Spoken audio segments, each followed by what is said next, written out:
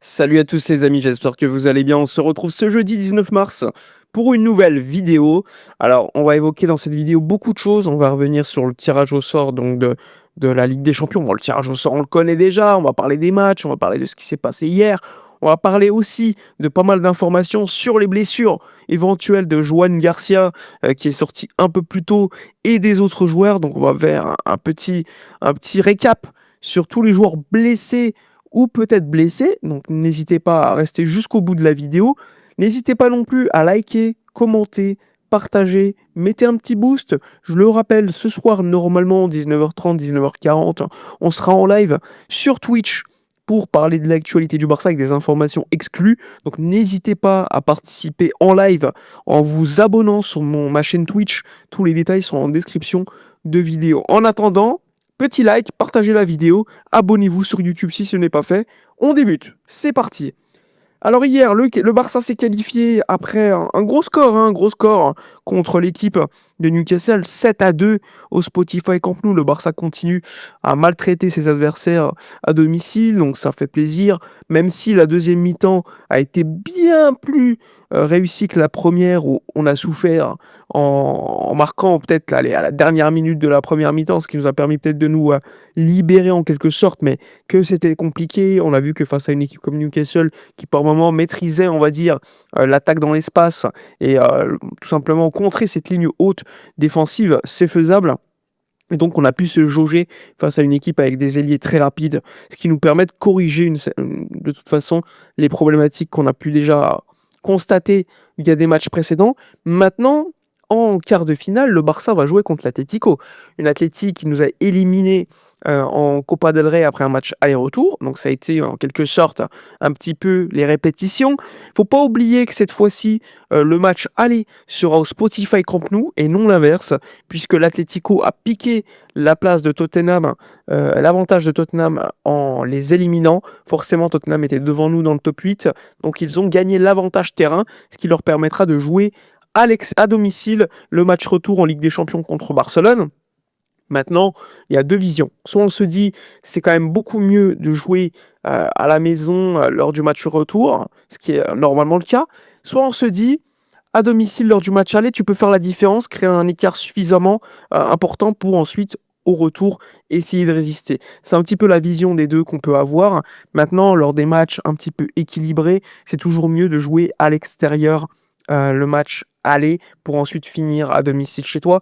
Donc forcément, c'est pas cool pour nous parce que on a quand même fini dans le top 8, l'Atlético non, et pourtant ils auront l'avantage terrain entre guillemets. Mais il faut pas l'oublier, en match de Copa, l'Atlético, on les a joués à domicile, enfin chez eux, lors du premier match, et pourtant ils nous ont tués. Ils nous en ont mis 4, mais je pense que si le match avait été équilibré, on aurait eu l'avantage terrain, on en aurait profité lors du match retour. Donc, faut pas l'oublier. Par moment, c'est avantageux. Par moment, ça l'est beaucoup moins. Il faudra être sérieux. Il faut pas l'oublier que sur leur pelouse, comme leur terrain est un peu bizarre, d'ailleurs, même les joueurs de l'Atlético en avaient parlé, il y a beaucoup de gardiens de l'équipe adverse qui font des erreurs. Rappelez-vous, je crois que c'est Kinski, le mec de Tottenham. Il y avait Joan Garcia aussi qui avait fait cette erreur lors du match de Copa. Donc, il faudra faire gaffe. C'est pas pour rien que ces gardiens font beaucoup d'erreurs dans le stade du Rayader Metropolitano.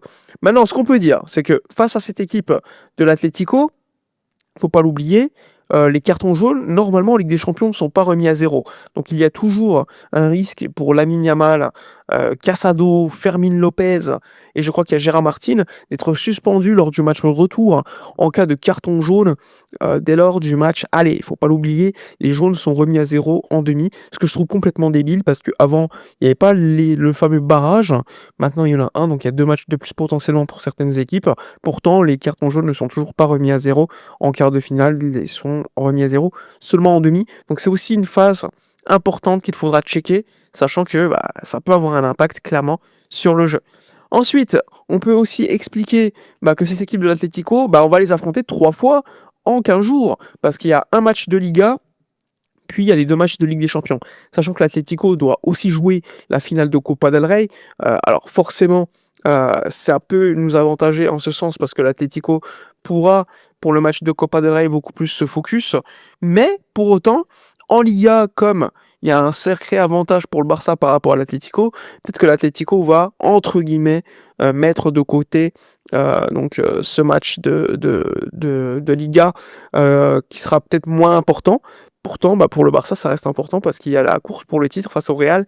La finale de Copa, c'est juste après le match retour à l'Atlético contre le Barça. Donc peut-être qu'ils pourront se focus, si le résultat est déjà fait, sur le match de Copa del Rey en finale. Ou pas, on verra. Ils ont quand même l'effectif pour jouer les 3 matchs en étant compétitifs. Maintenant, à voir. D'ici là, il y a quand même pas mal de matchs. Il y a aussi les fameux Real Madrid-Atlético ce week-end. Il y a aussi, comme je vous l'ai dit, un Barça-Atlético. Bref, il y a 3 matchs contre cette équipe de l'Atlético en 15 jours, dont 2 à l'extérieur. Donc il faudra faire le job et être très très sérieux. Ensuite, forcément, on est obligé de parler des blessés, puisque Eric Garcia est sorti à la 20e minute hier, remplacé par Ronald Araujo. Il y a aussi Joan Garcia qui n'a pas pu finir le match. Donc j'ai eu beaucoup de questions par rapport à cela. Faut pas l'oublier, hein. Il y a des matchs très importants qui arrivent, et il faut absolument avoir l'effectif pour pouvoir être compétitif sur tous les tableaux. Alors je le rappelle, Baldé, Koundé et De Jong, eux aussi blessés, seront de retour après la trêve internationale. Alors ils seront peut-être pas dans leur forme optimale pour jouer le match contre l'Atlético en Liga après la trêve, mais ils seront présents dans le groupe et pourquoi pas seront testés quelques minutes pour pourquoi pas jouer en Ligue des Champions quelques jours plus tard. Donc les 3 vont revenir. Joan Garcia, il est sorti hier. Normalement, les tests médicaux sont effectués aujourd'hui. Pour autant, on a déjà eu, selon les premières explorations hier effectuées par le staff médical, normalement absence de 2 semaines pour Joan Garcia qui devrait être absent. Donc heureusement, il y a la trêve internationale pour 15 jours. Et là, il devrait être de retour pour le match de Ligue des Champions contre l'Atlético. Donc d'ici là, Chesney devrait tenir la place contre le Rayo ce week-end. Eric Garcia, quant à lui, n'est pas blessé. Pas de blessure musculaire pour Eric. C'est une élongation, donc il devrait manquer une dizaine de jours, un petit peu comme ce qu'il avait manqué dernièrement. Le Barça n'a pas voulu prendre de risques et le joueur non plus. Donc il devrait être de retour après la trêve internationale, sachant que c'est hyper important pour le Barça d'avoir tout le monde. Parce que là, tu arrives dans une phase de la saison, en Liga et en Ligue des Champions, où tu ne dois pas avoir d'absent, parce qu'en cas d'absent, forcément, tu vas forcer avec certains qui vont être fatigués. Donc là, c'est quand même beaucoup plus intéressant d'avoir une certaine rotation.